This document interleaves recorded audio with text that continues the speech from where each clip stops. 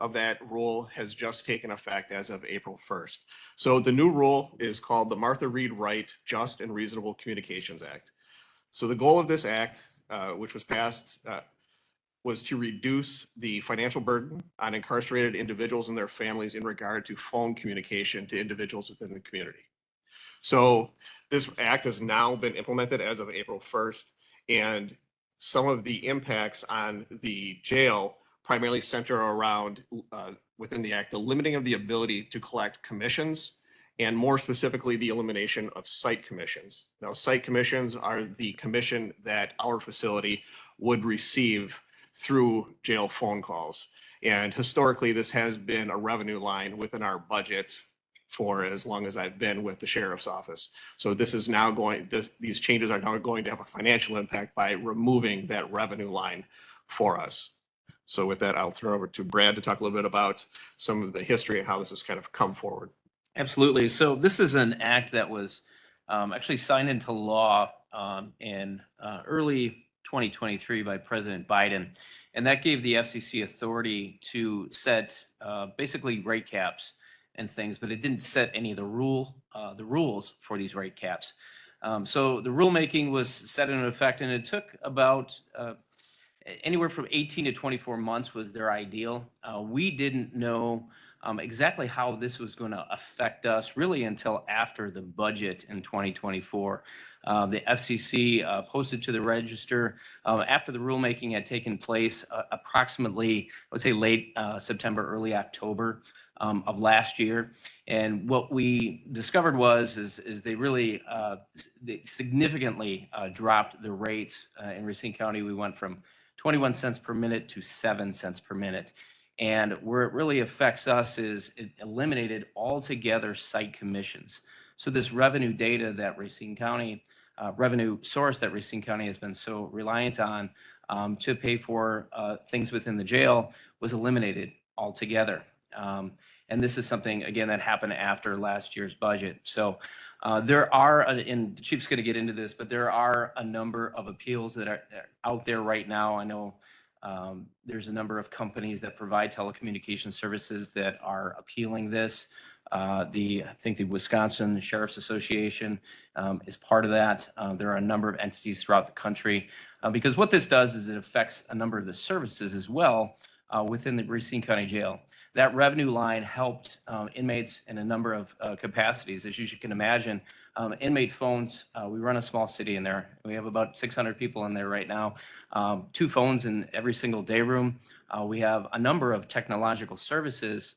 So, you know, these things have to be funded, or excuse me, have to be serviced. So we have, for instance, a technician that works in the jail all week that helps to, you know, basically fix phone problems, the tablets that are in the jail, things of that nature. The revenue help fund those sources. There are other things that are affected, such as the biometrics. So when an inmate comes in to help keep their phone time safe, they're given a PIN number. And what we tried to do is not allow one inmate to use another inmate's PIN number so that we can safeguard their phone time. So some of these services that were provided for by this revenue now cost Racine County money. So not only have we lost revenue, but some of these services that the Racine County Jail depends on now come at a cost. So it kind of puts us in a real hard place. Yeah, so absolutely. So thank you, Brad. So as soon as we found out about what this impact would be on the sheriff's office as well as the county with the budget, we immediately had conversations with the county executive, corp counsel, and finance to begin to explore what this rule actually meant and how it was going to apply to us. And again, as Captain Fred stated, this occurred very late last year, and almost immediately there was appeals from across the country that were filed against this rule. Now, all of these appeals are still out there that are outstanding. They have not been ruled on yet. Some of the estimates are that they would expect sometime during 2025, some of these appeals may be ruled on. So we may see impacts on the existing rule, whether it's complete reversal or it's just components of it changing. We'll continue to work with Corp Counsel on monitoring that to see what that actually ends up being. But as of right now, because those appeals were not ruled on, the act did go into effect as of April 1st. So as Captain Fred stated, there's numerous changes, but really the largest one that affects the jail in our budget is the removal of the site commissions. So historically, approximately between $800,000 and $1 million each year of revenue was generated from the site commissions. So we have, as of April 1st, that can no longer take place. We will lose all of that revenue. That revenue was used to offset other areas within the Racine County Jail budget. And so we now have that budgetary gap for deficit that is now created because of the loss of revenue. Not only that, as Captain Friend stated, the core services, providing the phone services, providing the recordings and a number of other technological components that are necessary to have the phone communications that were at no cost previously because of the amount of revenue that was generated off of the account now will cost us.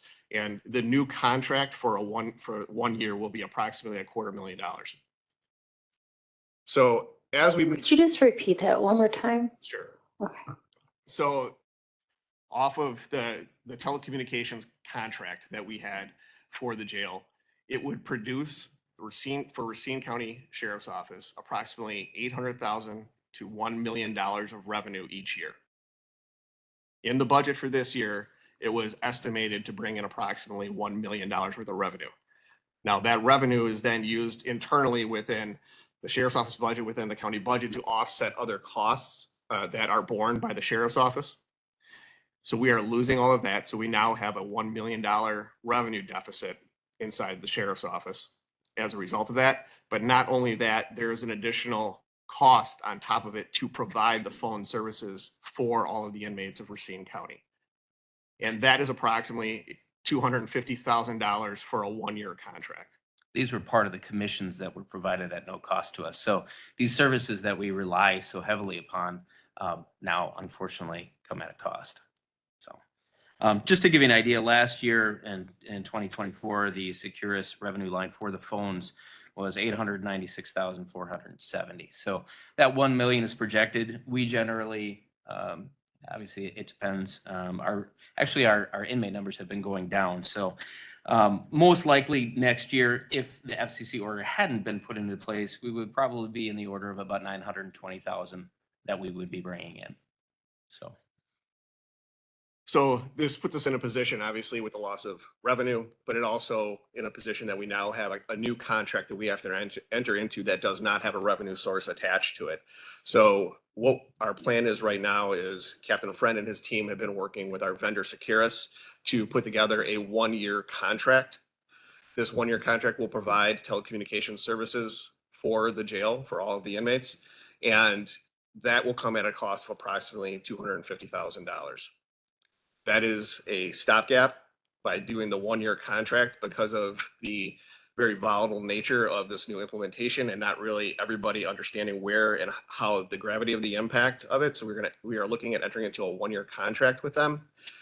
We are on the agenda next week with FHR to give an informational presentation such as this, but then to ask for approval to enter into the one-year contract with Securus.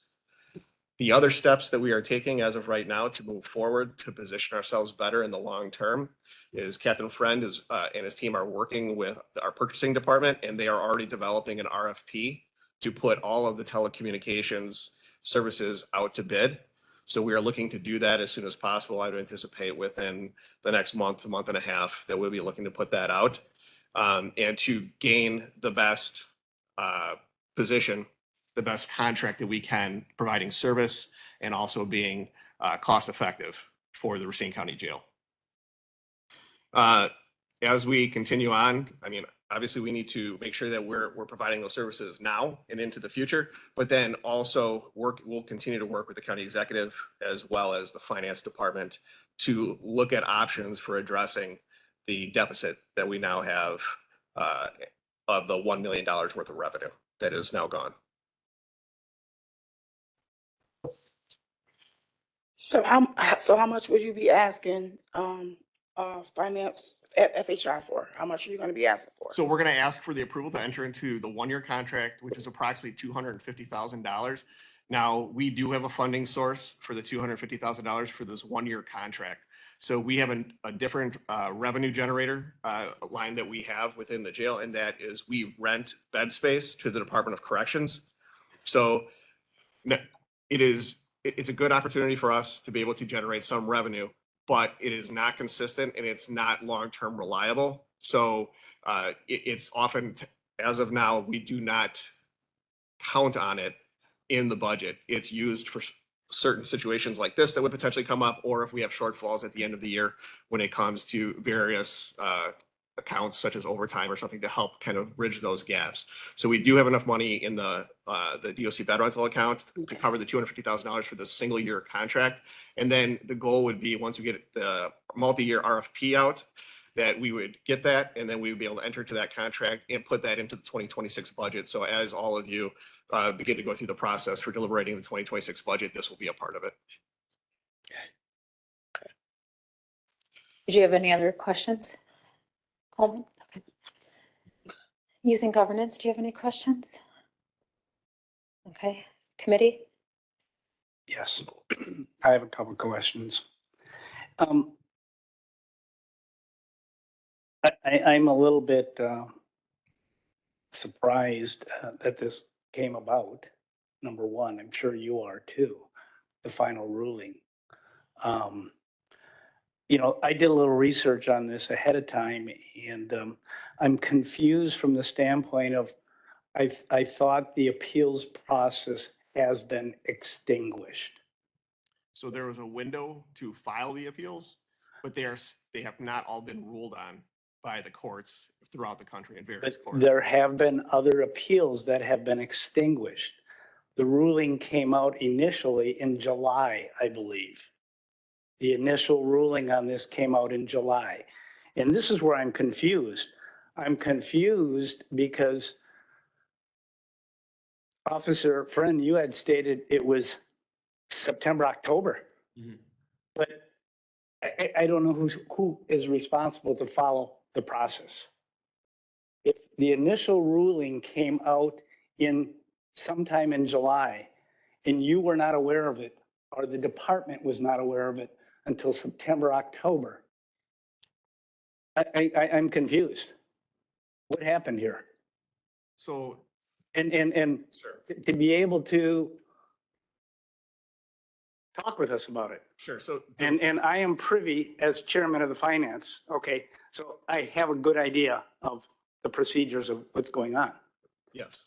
So the rule was put into effect, was signed into effect under the Biden administration in 2023.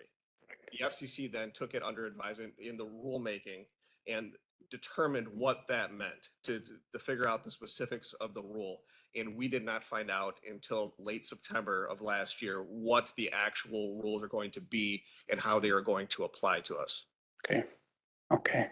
I'm still confused, Captain. Excuse me, Officer, Deputy Chief. Okay, excuse me. I'm still confused on the procedure and the process and where we as a county missed a step here. I truly am. To incorporate $1 million into the budget and knowing that that is taking place. I'm confused. Let me leave it at that. I also have questions about, you know, I do know that the inmates currently receive, was it 15 minutes? Is that a week or is that a month of phone time, free phone time? Per week. Excuse me? Per week. Per week. So they do. And the $250,000 is an additional cost that we will have to the county, correct? That was not in the 2025 budget. Yes, the $250,000 is An additional cost to the county that was not incorporated in the 2025 budget. correct. Okay. For now, I'm going to hold my continued thoughts, but thank you very much for helping me through this process. So you said that they get 15 minutes free? So Yes. several years ago, we implemented and provided 15 minutes of free phone calls to each inmate Okay. within the facility. And we were able to work with our vendor at the time, and this came at no additional cost to Racine County. Now, with these changes that are coming forward, we are going to be billed for every service that we provide. So this is a service that due to the cost, we will no longer be able to continue on with this 1-year contract as we go forward. We will explore it as we go out to RFP for the long-term contract, but it will come at an additional cost because of the reduction in the revenue or our ability to generate revenue. So initially, you guys are gonna take away the 15 free minutes that you guys offer? Correct, It's going away. correct. Okay, so you guys are just asking, you guys have money in the budget to cover that $250,000, correct? Correct. So y'all just coming to us for approval, So for tonight, we're coming forward from an informational standpoint to And then- advise you that right? this situation obviously has developed now. Okay, It's going to have an impact on us from a financial perspective. And then next week, when we go to Finance and Human Resources, we are asking for approval for an action to move forward on the Securus contract for 1 year at the cost of approximately $250,000, which we have the identified revenue source coming from the DOC bed rentals. yeah, oh, you guys got the money to cover it, so that's good, great. So I have just a few things, and then, did you have any questions? Do we have any idea of a timeline possibly of them looking through the court system about challenging this? I mean, are you hearing anything through the grapevine? We're not directly attached to any lawsuits or any appeal challenges, so all of the are taking place at the national level. What we've seen is that there's expectation that sometime in 2025, they may see some rulings on the appeals. What was the main drive for this change under the Biden administration? Can you, As the name of the rule implies, so it's the Martha Reed Wright Reed Just and Reasonable Communications Act, and the goal was to reduce the financial burden on inmates for phone calls. So it was reducing the rate that they were being charged within correctional facilities. So this isn't just affecting the Racine County Jail, this is affecting every correctional facility throughout the country. so they put the burden on the taxpayer versus the inmate? Lovely. All right, thank you. Okay, I just have a Madam few Chairman? things. And, I just got one question, Madam Chairman. okay, you go ahead, Chairman Kramer. I'm a little confused, like Supervisor Trotter.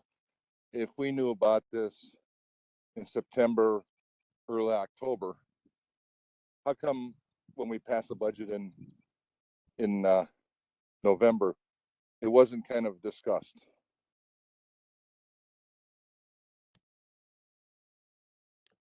As soon as we found out about this, we communicated to the county executive and we communicated to corp counsel and finance. We began to have internal discussions on it. And at that point, almost immediately, legal appeals came out against the rule. And that was where it was kept. The budget was finalized and in its draft form that went to the board. And the initial budget address took place approximately a week later, after we initially found out about this. Right, but the budget hadn't been passed. And we could have looked a little bit down the future and, addressed this a little sooner. I know appeals, they can take a long time. Some are successful, most aren't against the federal government. So I just wish we would have known about it, earlier. Understood. Was that it, Chairman Kramer? That's it. Yep. Okay, thanks. So I'm of a different position. We are here where we are now, and we've got to make decisions at this point. So there's just a few things that I have questions about, and I might fall maybe in the minority, but I just think the calls that were coming out of the jail, I just happened to have a family member there, and I remember the cost of it. I mean, it was somewhere like $15 or 20 was what I thought was excessive for an inmate having those type of financial barriers to be able to connect with the family. Granted, there is the 15 minutes, but still. But my question is, because of this, will the quality of communication change? for the inmate to the Oh, no- outside world. None of the services have changed for the inmate.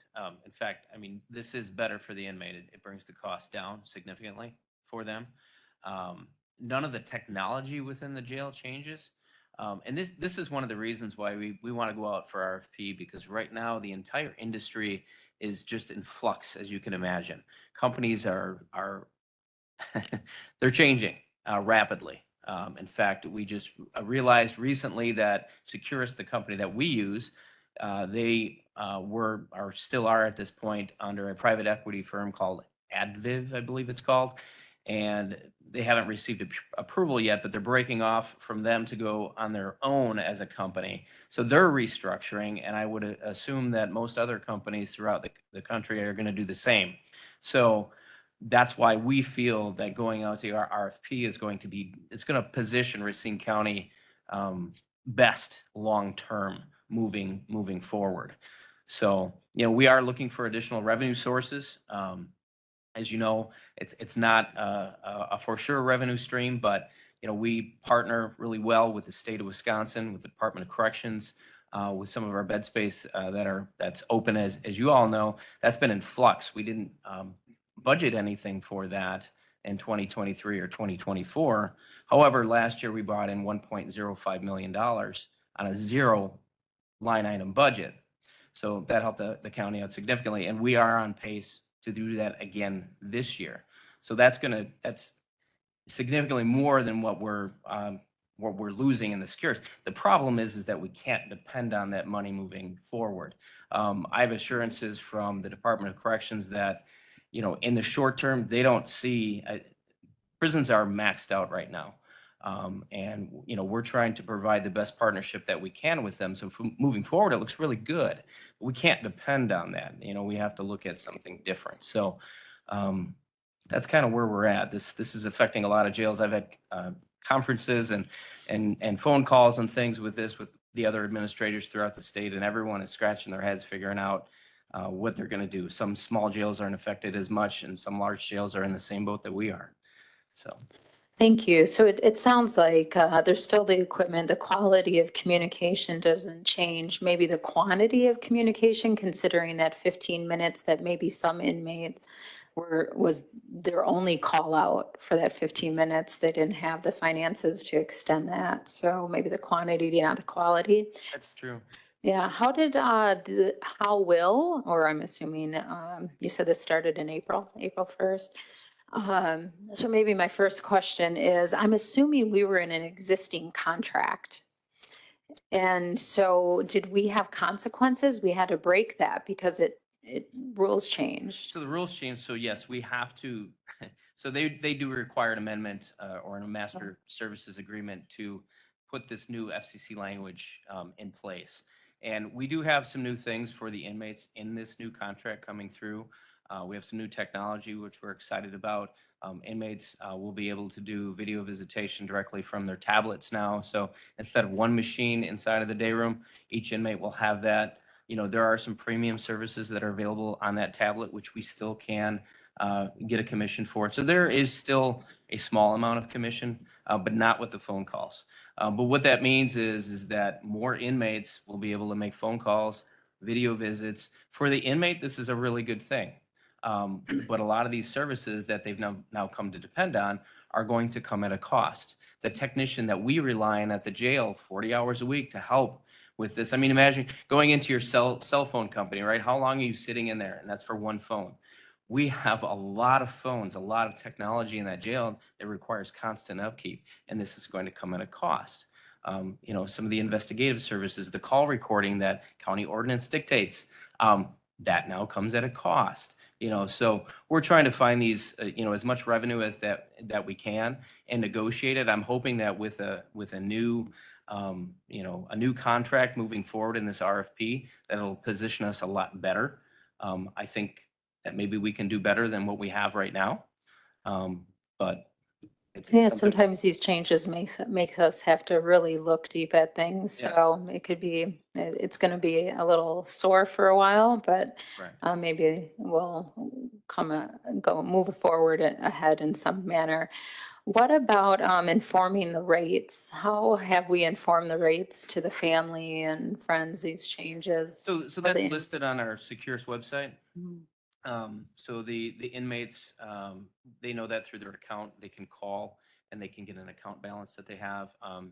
And it should, so our website, if you go to the Racine County Sheriff's Office website, we have a number of links that redirect. If you need to set up a phone account to talk with an inmate, that's all spelled out, exactly what the rates are, how to negotiate the process and things. So, we point them directly to our provider, and they're pretty good at updating that language as things change. So, And you said one thing and I had you repeat and you cover up, and the part I was questioning is, you said now we'll have a cost because of providing phones is how it was worded, and that was a $250,000. Is that just the $250,000 for the 1 year telecommunications contract, or is it a different 250,000? No, it's $250,000 for a single year contract for telecommunication services. That Okay. provide these services for 1 year to the inmates while we move forward on the RFP, which would be a multi-year contract that we would look to gain more favorable position with. Okay. Thank you. I'm going to offer committee members another opportunity to speak, and then we do have another supervisor in the audience too. I want to open the floor up, but Supervisor Coleman? When you use the acronym RFP, what is that? that's a request for proposal. So what we do is we have basically a document on what the county's needs are. It spells it out, and our purchasing coordinator sends it out, and companies have a chance to bid on that. Yeah, Okay, thank you. I needed some No. clarity because I'm like, okay, for sure. we have a lot of acronyms. Supervisor Trottier? Thank you. I just have one comment. Securist, great stopgap. Thank you. And I'm so confident that we'll go out there and get RFPs to lower the cost. I'm glad you're in the works on that now. I know RFPs take time. Do you have a clue? Could we rush that through? Could we say we need it in 60 days, we need it in 90 days? So we have an idea as we get closer towards the budget process? We won't be able to finish it up in 90 days, but my intention is to have that. I'm working on it now. So Right? originally, we were hoping to have that out in June, but I'm going to do my best to get it out before then.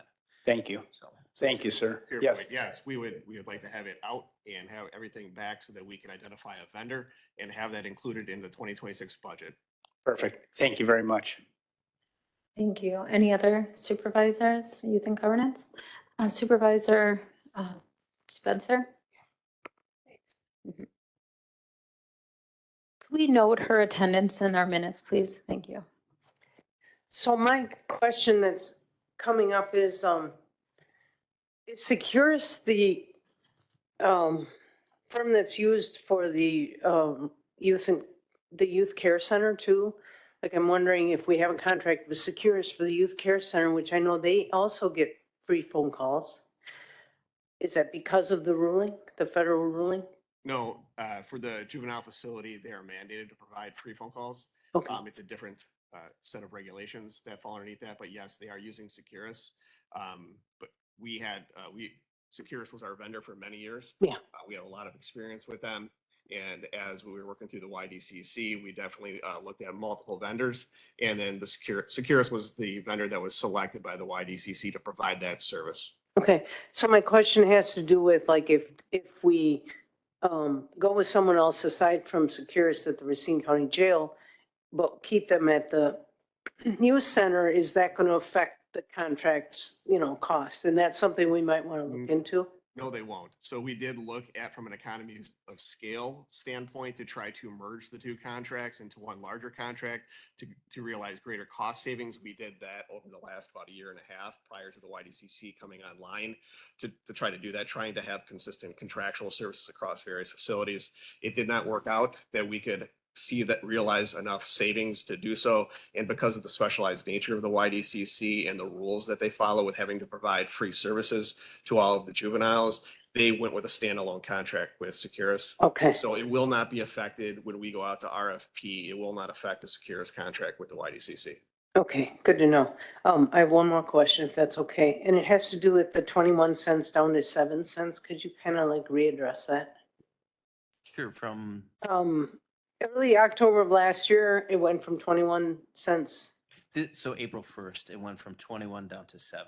So that's what is the reality right now, Right now, is it's correct. 7 cents. It's Correct. not free calls, it's 7 cents So- per minute. Free calls was a separate initiative that we had initiated several years ago with with Securus, our vendor, to provide 15 minutes worth of free phone calls to each Yeah. individual within the jail. The Martha Reed Wright Act has now the following rules that were created by the FCC under that act now reduce the rates for all inmates within correctional facilities. And that's where you see this very large reduction in the rate that they are charged. Now, that rate is specific between the phone company vendor and the inmate. And if there's any, it also kind of reduces the amount of commission that they can take off of it, but they're the only ones that can take it. We cannot have any, and the other pieces, we cannot take any commission as a site. Okay. At the specific facility, we are no longer have the ability to have commission off of the phone calls. Okay. So I'm wondering if that, is that more harmful to, and I understand the sheriff's department view on this, but like taking Melissa's point of, is it more harmful to lose the free 15 minutes and pay the 7, is there a limit on how many minutes they get a week at the 7 cent rate? No, that's just the across the board new rate. And I guess kind of looking at it, we have no control over whether it's like one or the other. Yeah. It's just now that we have to pay for these services, this becomes an additional cost. If we were to offer up 15 minutes worth of free phone calls and continue that process, we would have to fund that. And right Right. now we're in a position where this is an unfunded contract we're gonna have to enter into. We're gonna take revenue that we have generated from a different source to basically buy us 1 year and then move into the RFP that we want to move into the budget approval process this next year for a multi-year contract. Okay. Thanks. That's interesting position we're all in. Thanks, Melissa. Yeah, you're welcome. Chairman Kramer, did you have anything else? No, I'm fine. Okay. Any other committee member? I just want to note, this is also for you, Chairman Kramer, and I had wrote a note to Supervisor Trottier. When this comes before finance for a vote, it probably should be a joint meeting. And so this is to alert the committee members here as well. We should probably be in that and have approval as well, especially if there's, I understand there's going to be a financial line item, but we should be on that as well. So look out for that, come through your email. Did you have a question? For sure. So if this were to go through and you were to choose another vendor for the upcoming year for the 2025-2026 budget year, and you entered into a multi-year contract and the appeal system went through within that 2025 range, what would happen to the rest of the contract? So I would assume that at that point, if we do have a contract with a new vendor, there would have to be some sort of an amendment that's placed. And, it depends on how the rules are changed. But usually if there was a rate cap change and it went from 7 to where now we can charge 10, if there's something of that nature, that would be an amendment.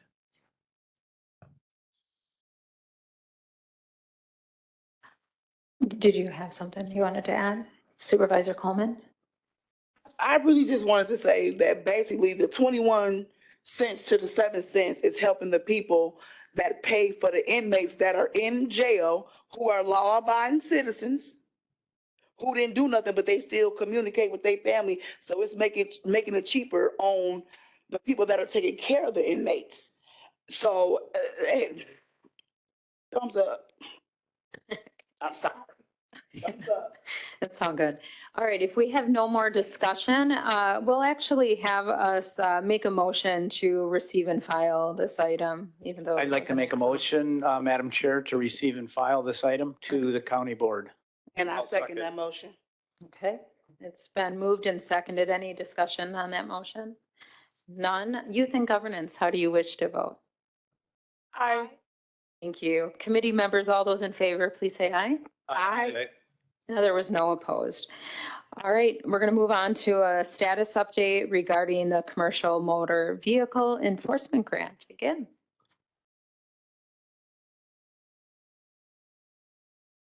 Oh, we're doing a rotation here. All right. Very good. Thank you so much. All right. Thank you again for having us on for a second agenda item. So this is a follow-up. So recently this past year, we had applied for and received a grant to fund 2 deputies to run commercial motor vehicle enforcement. And for the span of 2 years, it's a very positive program. And when the grant was accepted by the board, we had communication about coming back at about the end of the first quarter to give an update. So with us tonight is Sergeant Aaron Schmidt, and he's going to provide us an update on the commercial motor vehicle unit.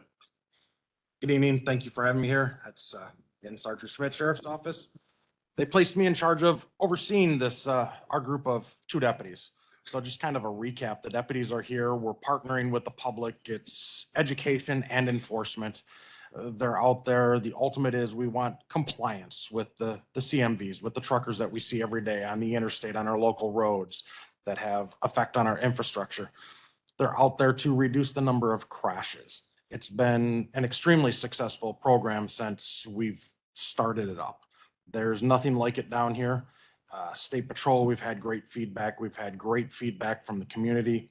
To name a few, Wanasek Corporation, Oaks and Son, Gleason just recently set up something with us, and Paul Senf and Sons have all asked for educational outreach materials, and our deputies have gone out, presented to them the materials that they need to be in compliance, and they're working with safety directors at each of these companies.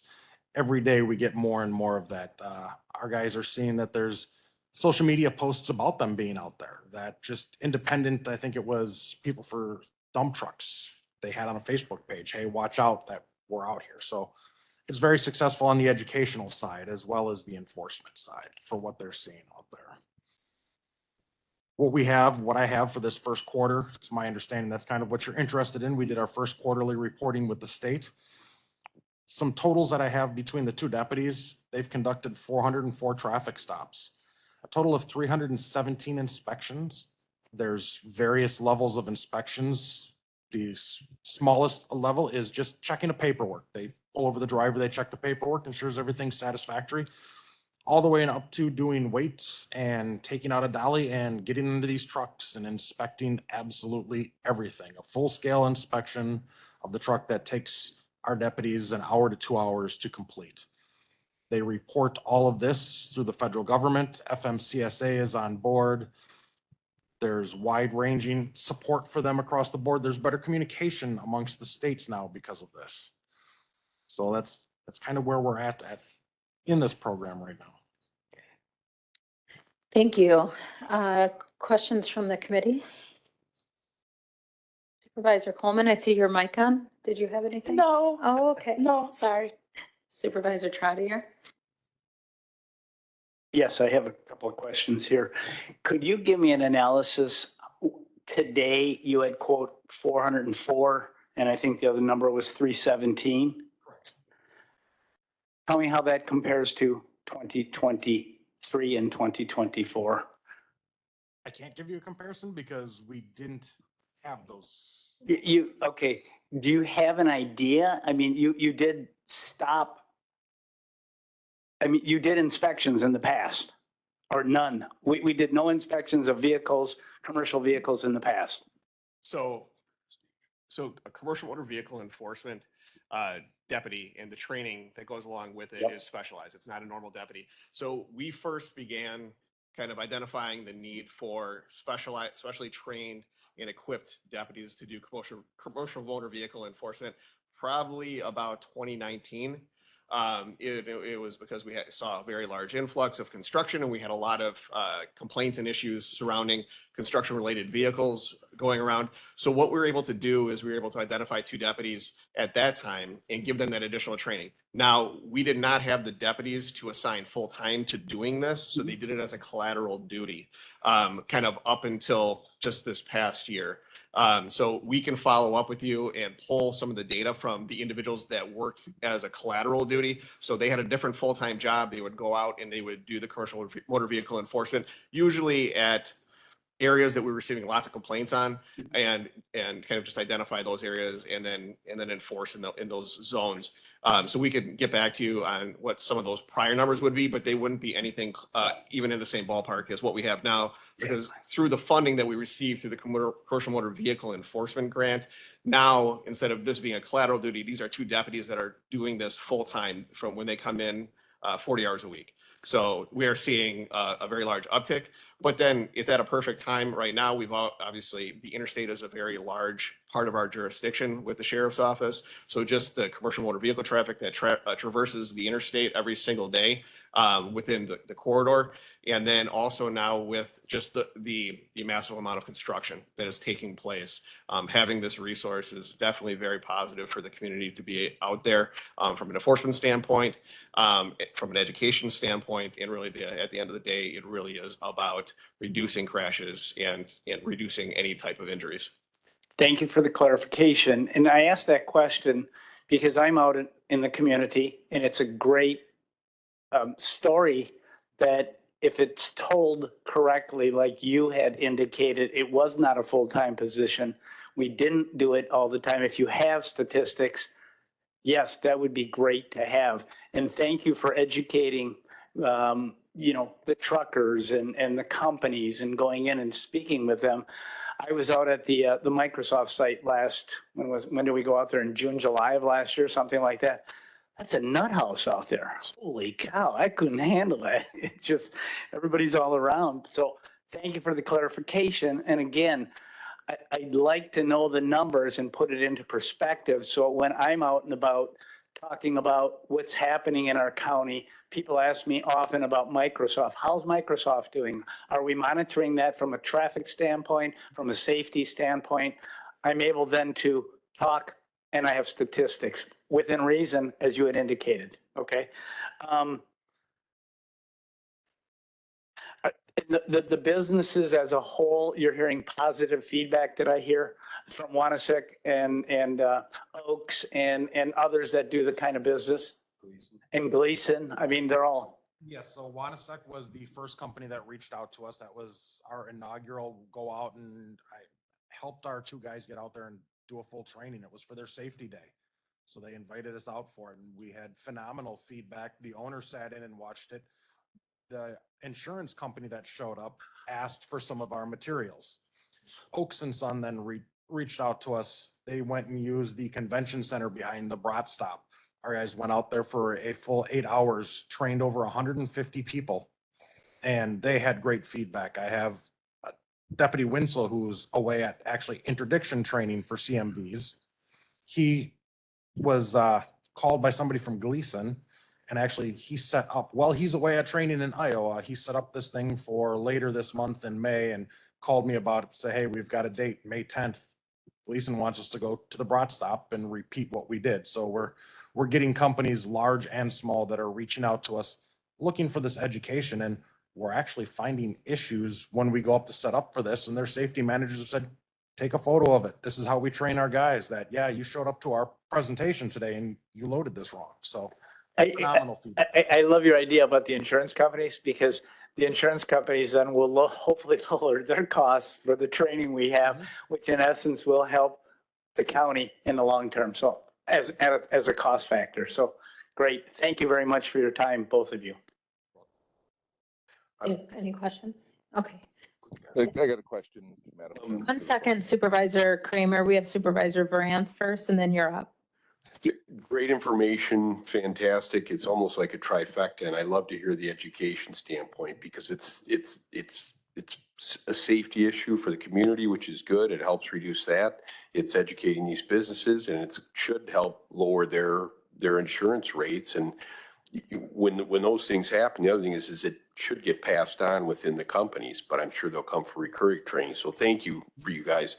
If you could clarify something for me though, was it a state or a federal grant, I believe? And I got a couple parts to this question that funded this. And I think it funded the 2 officers for 2 years, but it also purchased the vehicle, which has a 5-year lifespan. And after the 2 years, it basically is part of the sheriff's department. Am I correct in all that? Do you remember? It is a 2-year grant that was given to us. It's overseen by the state. We have bi-monthly meetings with them. We've yet to have our first one. We just entered into and gave our first report to them. So they're going to look that over, then set up with us. But it was 2 years to cover the wages of the 2 deputies and the 2 vehicles, one of which is I have parked outside this evening as you walked in. That's what that is. We're awaiting one of the vehicles. We have one fully equipped, but it comes with the portable scales and everything else that is needed to outfit an appropriate squad car that was paid for through this. Chairman Kramer? Thank you, Madam Chairman.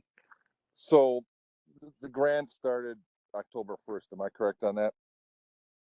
The grant period itself, the 2-year grant is September 1st of 24 through September 30th of 26. So the first quarter numbers you're giving us are the September through November numbers?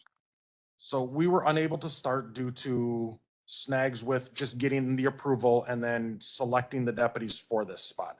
So we actually started on January 1st are the numbers that you're receiving today. We do have some, I do not have them with me. We were able to submit for hours that these 2 deputies worked because they were trained prior to this grant starting. So we were able to ask for reimbursement for work that wasn't specifically grant related that they did, as Chief Deputy explained. They were regular patrol deputies doing their normal jobs and above and beyond they're doing their inspections. So we went through and gathered all the hours that allotted with the inspections that they did, and we were able to submit reimbursement and then receive reimbursement without doing the full-time work on the grant for that first quarter. Right, but when does the grant expire then? September 30th of 2026. So the first quarter we kind of missed. What was the delay?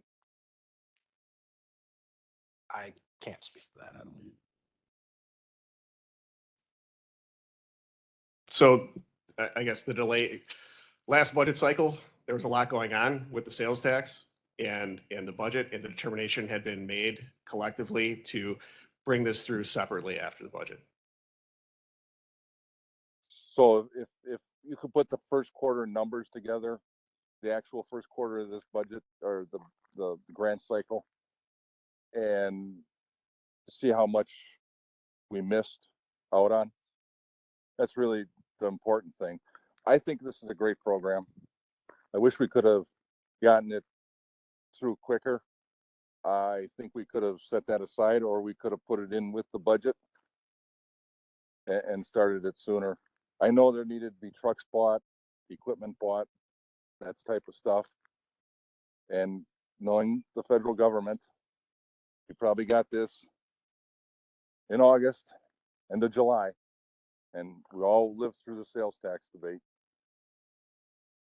But I'm a little concerned that we left money on the table. So, well, thank you, Madam Chairman. Okay. Just a few things. One from a little bit different perspective, but first, I think I share what everybody said about the education piece. That's phenomenal, especially getting out there to these companies. So my daughter is a long haul truck driver, and I've been on a ride along with her, and it can be a little frustrating getting pulled over and having to do these inspections, especially because I think my daughter drives perfectly. So, and the piece that I liked, you said that these 2 deputies have gone through extensive training, because we've often found, and through stories, I was not with her when she got pulled over, but she was educating them. And no deputy that pulls over wants to be educated necessarily. And so, there was some unnecessary time wasted, which is money off of her time to deliver. And so it's very frustrating. But I've also found with being on the ride along and just through her storytelling is the education not only needs to be on the businesses on the truck, but it's the cars, the other vehicular traffic and the vehicles that are needing to navigate on a roadway that shares it with these commercial vehicles. And so can you speak to me, is there any education piece to the general public? I actually have been working with my patrol captain. We're hoping to get something out at the county fair that's equivalent to a touch a truck type thing where we can Nice. bring something out there, partner with a local company that would be willing to provide a vehicle for us. There's certain logistical issues that have to be taken care of before we can do that, but I've already started talking about this with Deputy Schulteis and Deputy Winsel, how we can educate people so they can go out there, they can see these vehicles, they can see the no zones where somebody can't see you. They can get up, they can get inside these trucks. It's a fun family affair, but it's educational too. The FMCSA provides a ton of educational material that we can provide. We have some for the drivers that are visor cards. We have some that we can hand out to the general public, but absolutely educating the general motorists is in mind. We just haven't made it happen yet. It's been a lot of moving parts getting this going. And then with the people reaching out to us, we hadn't expected this. So it's been a lot for us. And that's fantastic that you're trying to orchestrate this training like a touch a truck, which that is such a fun event. So I hope that you can mirror that in some way. And I know when I'm on the road, and because it's my daughter too, but we tend to learn through our experiences and our loved ones, but I drive so differently around semis, like absolutely different. She had educated me on the 200 feet in front, behind, and the no zones. And so I think that's fantastic. I'm not sure if the general public is as eager as I was, but hopefully if you can mirror something like that touch a truck, you capture them just by the interest of the vehicles there, but then throw in the education in there. So that's fantastic. If I can speak to your Yeah. educating the deputies. One of the deputies that we selected is actually, he was a diesel mechanic before coming here. So he worked with these people. He holds a valid CDL. He can still Nice. drive these things. So he is able to connect with these people on a whole different level than somebody that's just received law enforcement training. So Oh, that's have that fantastic. Oh, that's great. And maybe I should clarify, and I don't know if I did in my statement, and when I said no deputy wants to be educated, I meant by the person they're getting Right. who they're pulling over, not necessarily in general. So thank you for that update. Any other questions? No. All righty. So with that, here's another actionable. Do we have a motion? I'd like to make a motion, Madam Chair, to receive and file this to the county board. Thank you. I'll second. It's been properly motioned and seconded. Any other comments? Hearing none, youth and governance, how do you wish to vote? Aye. And committee member, all in favor to receive and file? Aye. Aye. There's no opposed, so it has been received and file, and the time is now 5:56, and we've exhausted our agenda, and we are adjourned. So thank you.